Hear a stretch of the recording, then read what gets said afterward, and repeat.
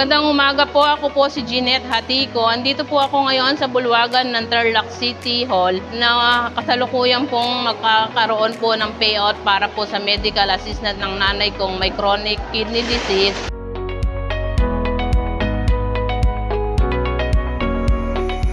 Nagpapasalamat po ako kay Mayor Susan Yap sa tulong na maibibigay po sa aking nanay na nagme-maintenance po ng gamot niya.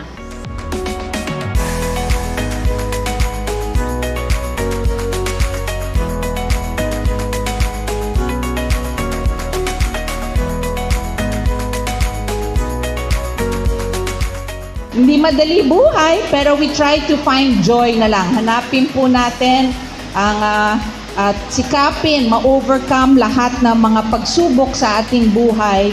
Nandito naman po kami sa city government para antabayanan at kung paano po kami makakatulong sa mga pangangailangan nyo.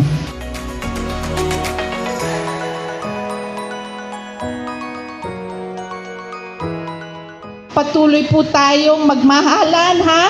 Dahil mahirap ang panahon, but we're here to help you. Magandang umaga po.